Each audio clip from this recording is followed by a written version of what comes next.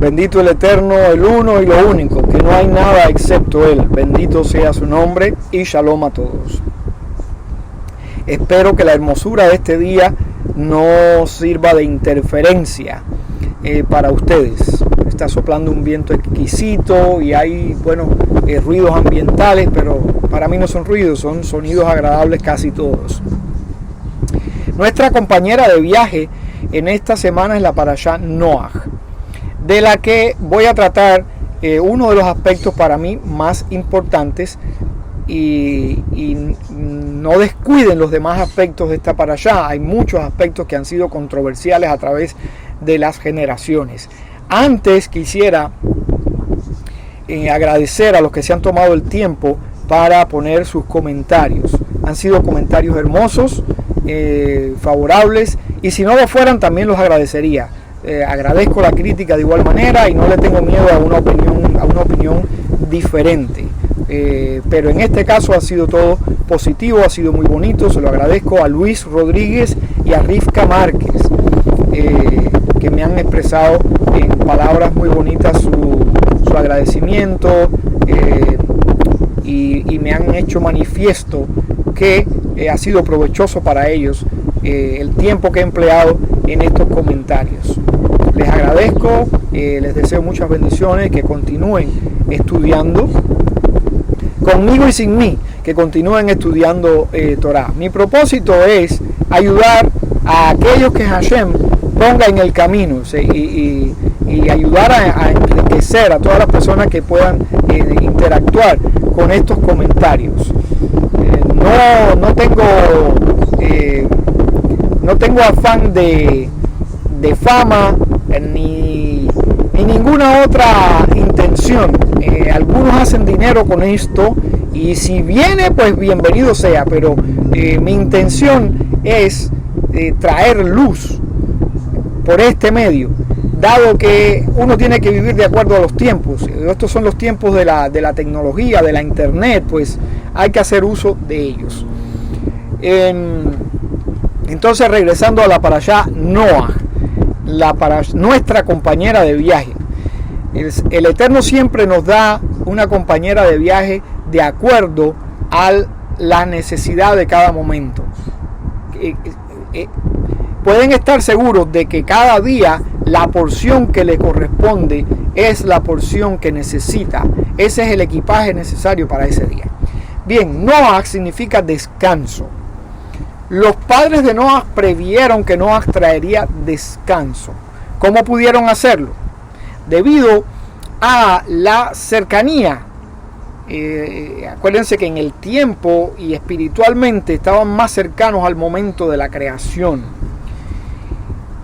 Y a pesar de la calamidad del momento que trajo como consecuencia el diluvio, aún así la presencia divina estaba más cercana a la humanidad. De hecho, por eso trajo el diluvio, porque mientras más cerca estamos de la divinidad, más inmediatas son las consecuencias de nuestras acciones. Como ellos estaban más cercanos, ellos tuvieron esa premonición profética y le pusieron ese nombre a su hijo. Hoy en día hemos descendido tanto que la presencia divina se ha alejado cada vez más de la humanidad. Y de ahí que no vemos muchas veces las consecuencias de nuestros actos. Y a veces nos parece, parece que todo está bien con el Eterno. No siempre todo está bien. Lo que pasa es que en su gracia infinita y su misericordia, pues ha creado esta zona de amortiguamiento para que no perezcamos producto de nuestras acciones, nuestra manera de pensar. Pero bien, regresando a aquellos tiempos, los padres previeron proféticamente que Noaj les traería descanso. ¿Descanso de qué? Descanso de la brutalidad que se estaba viviendo. El hombre se había descarriado. Estaban cometiendo actos de violencia.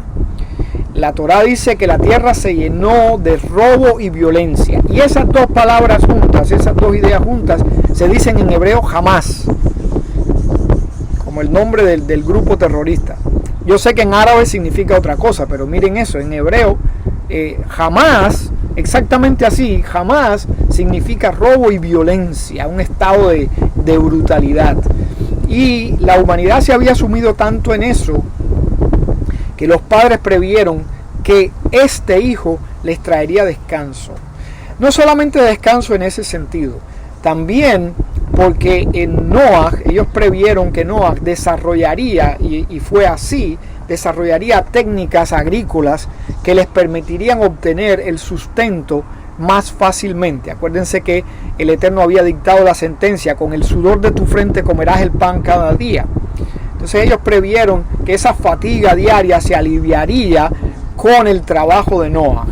Y digo que así fue porque la escritura dice que cuando Noah salió del arca fue un hombre de la tierra y plantó un viñedo. Así que parece que Noah estaba bien familiarizado con el cultivo de la tierra.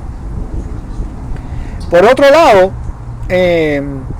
también Noah trajo descanso porque debido al pecado el Eterno suprimió, por lo menos temporalmente o parcialmente, el temor que las fieras le tienen al ser humano. Y en ese tiempo, pues los animales atacaban al hombre con demasiada facilidad. Y ellos previeron que Noah restablecería, al menos en cierto grado, ese temor que los animales le tienen al hombre, que todavía le tienen, a pesar de que hay algunos animales que nos pueden destrozar si así quisieran. Pero no es tan común que los animales ataquen al hombre, salvo que se vean amenazados, que invadan su territorio, que los asustemos o que estén realmente hambrientos. Y en verdad Noah pues cumplió todo eso. Y como los padres, además de estar más cerca de ese momento inicial de la creación, pudieron prever esto, porque el momento de ponerle el nombre a un niño o una niña es un momento profético, es un destello profético para una persona que sepa lo que está haciendo, obviamente. Una persona que sea madura espiritualmente, que esté en los caminos de la Torá, va a analizar el momento en que nace la criatura, va a analizar la parashá que se está estudiando, va a analizar el calendario bíblico, ver qué evento está teniendo lugar o se aproxima, etcétera. Va a analizar los acontecimientos del mundo en ese momento y va a buscar el nombre adecuado. Una persona que desconozca esto, pues muchas veces va a poner el nombre de acuerdo a sus parientes, tal vez por alguien, por una película que vieron o por un artista famoso, etcétera. Ahora, hay que ser muy cuidadoso con esto, sea que uno esté consciente de lo que significa espiritualmente o no. Hay que ser muy cuidadosos con esto, porque nombrar a alguien es como ponerle un molde a esa vida. Fíjense que el nombre es una definición, y cuando uno define algo, ¿qué está haciendo? Está de poner fin, de poner límites a algo. Estás poniendo un marco, estás poniendo un cinturón a esa vida, a esa alma. Y si no estás, porque eso es imposible para el hombre, si no estás trazando toda la trayectoria al nombrarlo, al menos estás creando un curso a seguir cuando tú nombras a alguien. Y por eso hay que ser muy cuidadoso a la hora de poner nombre. En fin, esto es lo que significa Noah, y ese es el origen de por qué le pusieron Noah. Ahora, Noah bien puede ser considerado un segundo Adán, porque Noah, por las circunstancias en las que aparece Noah, me refiero a que la tierra acaba de emerger de una situación aparentemente caótica, aunque nunca hay caos, ni siquiera en una tormenta, en un terremoto hay caos, no, siempre hay un orden, porque el Boré Olam es un Dios de orden y armonía. Siempre hay un propósito en las cosas, aunque a veces no lo vemos. De hecho, eso es lo que significa las palabras Tohu Vabohu, que han sido traducidas como la tierra estaba sin orden y vacía, o vacía y sin orden. Es imposible que haya un vacío. En primer lugar, porque el Eterno está en todas partes. Lo ocupa todo, su presencia está en todas partes. En segundo lugar, porque Él tiene el control de todo, de las cosas. Aunque para nosotros los eventos puedan ser caóticos, Él está controlando cada acontecimiento. Y cuando se dice que la tierra estaba en ese estado tohu vabohu, que se traduce como vacía y sin orden, lo que quiere decir es que la tierra todavía, o la creación, no tenía identidad según los cánones posteriores. Es muy importante esa palabra, según los cánones posteriores. Las cosas no tenían identidad y no se había definido el propósito de las cosas. Imaginemos que encontramos un trozo de madera de un árbol que se cayó. Nos encontramos un trozo de madera, imagínenselo como si ustedes se lo quieran imaginar. Ese trozo de madera podemos decir que está en ese estado tohu vabohu. ¿Por qué? Porque todavía no tiene una forma. Tiene una forma, pero todavía no tiene una forma de acuerdo a lo que llamé antes los cánones posteriores. Es decir, no podemos identificarlo con algo conocido, no lo podemos identificar con una silla, con una mesa, con ninguna otra cosa de madera, porque es un trozo de madera. Tampoco tiene un propósito. El propósito se lo vamos a dar después. Lo usaremos para encender fuego o lo usaremos para hacer una pieza de madera, pero todavía no sabemos. Ese es el estado tohu vabohu. Así estaba la creación. Si ese trozo de madera lo toma un carpintero y digamos hace un bate de béisbol, va a tener ya una forma de acuerdo a los cánones actuales, va a tener una forma identificable. Todo el mundo sabe lo que es un bate de béisbol. Y además va a tener un propósito. Cuando usted ve un bate de béisbol, usted automáticamente sabe para lo que se usa un bate de béisbol. Entonces, que la tierra estaba desordenada y vacía, es que todavía, eso indica que todavía no se conocía la identidad de las cosas y el propósito de las cosas. No que había un caos, literalmente, no había un caos. Igual cuando aparece Noaj en escena, la tierra acababa de salir de una devastación, un aparente caos. Por eso podemos decir que Noaj es un segundo Adán. Y de hecho, Dios confirma el pacto con Adán, lo confirma con Noaj. Y Dios restituye ese pacto diciéndole a Noaj que fructifique, y se multiplique y que domine la tierra.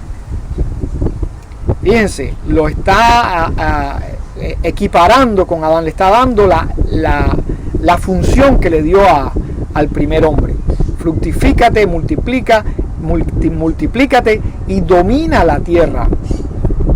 Y era necesario que Dios restituyera ese pacto con Adán, con Noaj, y lo constituyera así como en un nuevo iniciador de todo. Toda la humanidad viene de Adán, pero al mismo tiempo toda la humanidad viene de Noaj y de sus hijos. ¿En qué otro sentido Noaj es un segundo Adán? Bien, a Adán se le dijo dos cosas que aparentan ser contradictorias. En primer lugar, Dios establece el pacto en estos términos: fructifícate, multiplícate y domina la tierra. Es decir, está haciendo de Adán la figura central de la creación. Domina la tierra. Pero posteriormente Dios le dice, trabaja la tierra y cuídala. Pero bueno, ¿soy el Señor de la creación o soy un obrero en la creación? No hay contradicción en esto. Ambas cosas son complementarias. Ese fue el rol de Noaj y ese es el rol que nos legó a todos nosotros. Todos nosotros somos figuras centrales en la creación y al mismo tiempo tenemos que trabajar en ella. El hecho de dominar la creación no quiere decir que que abusemos de la creación, que hagamos un uso arbitrario de ella. Significa que trabajemos en ella y que la cuidemos. En eso está En eso está la realización del ser humano y en eso está el dominio de la naturaleza. Y eso Noah lo entendió y lo logró. Entonces, repito, no hay contradicción en eso. Eso es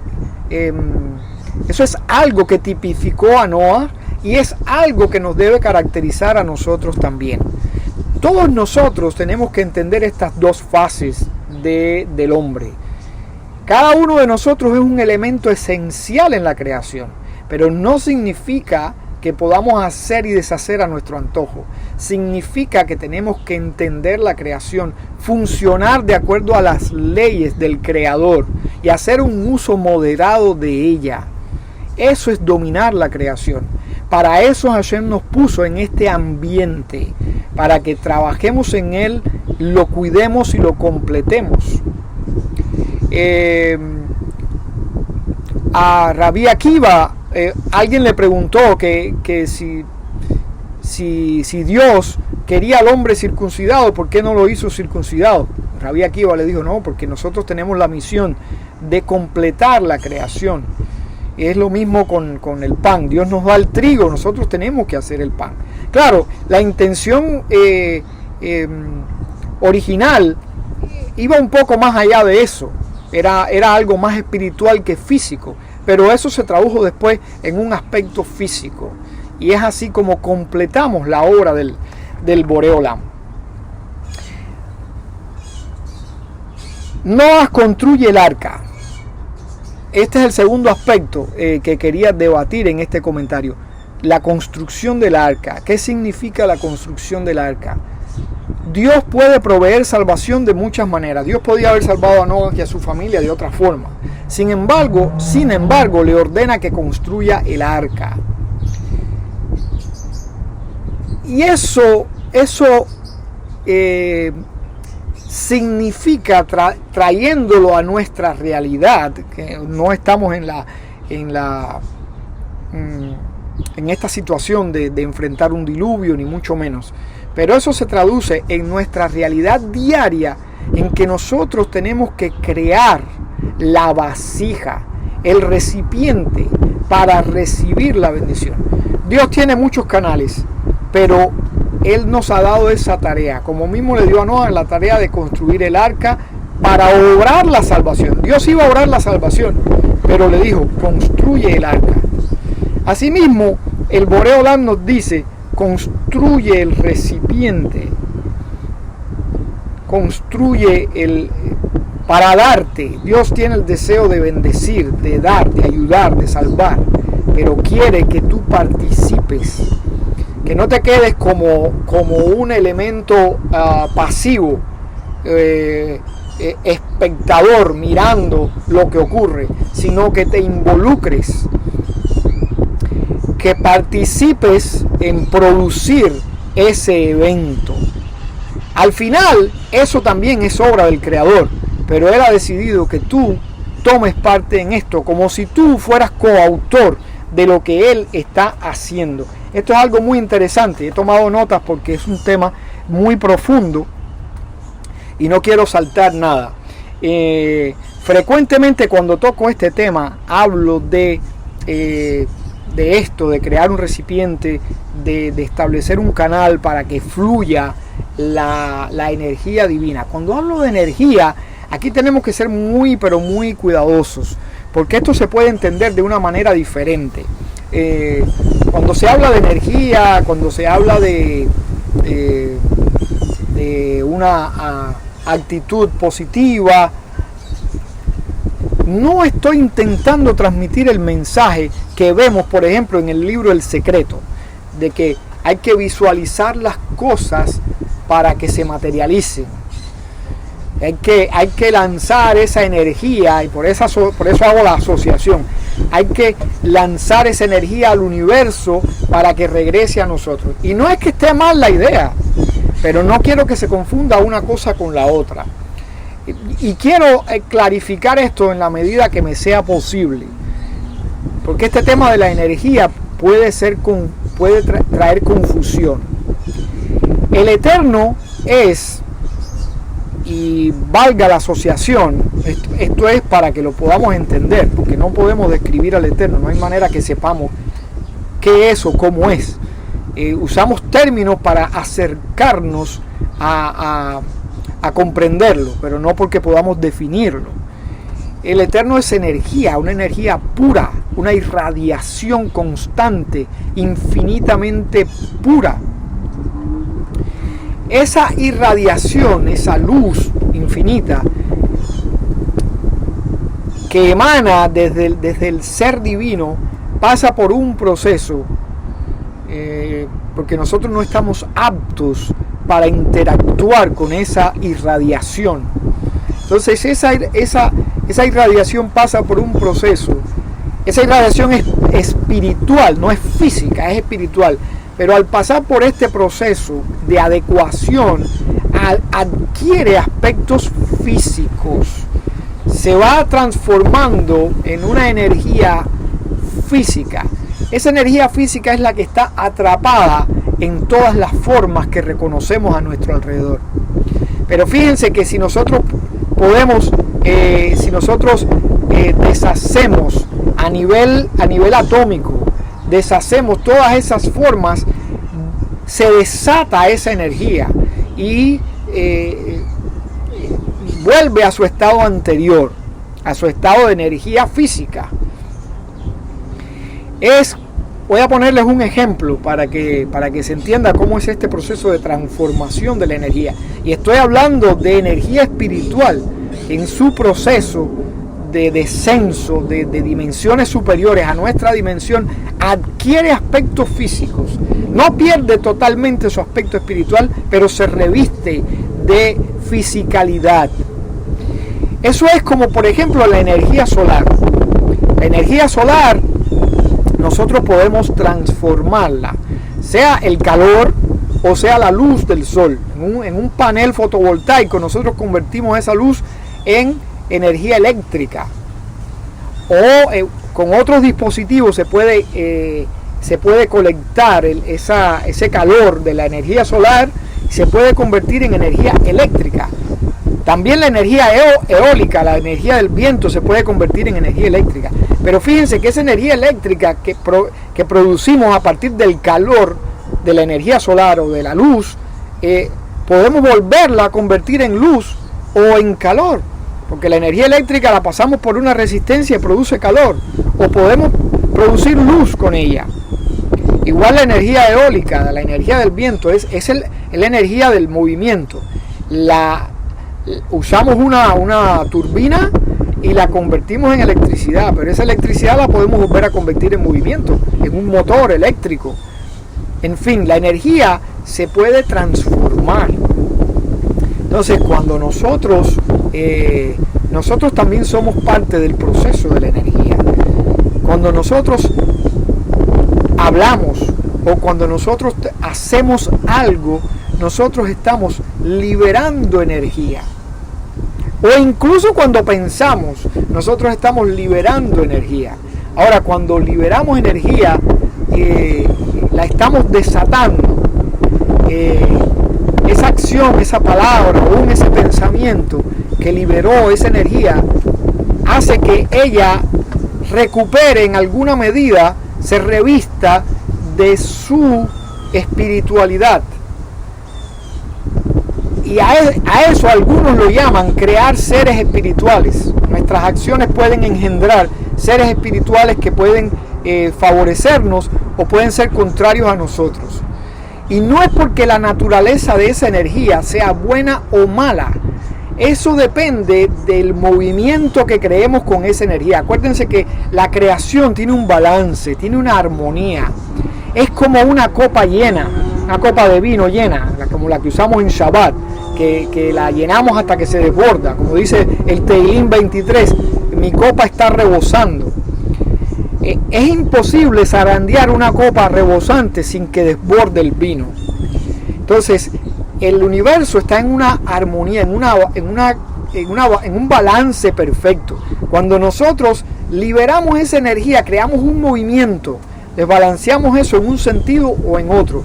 En dependencia de cómo se mueve esa energía, es que nos va a ser favorable o desfavorable. No es que la energía en sí sea mala o sea buena, porque toda la energía parte de una fuente que es totalmente buena, que es el creador.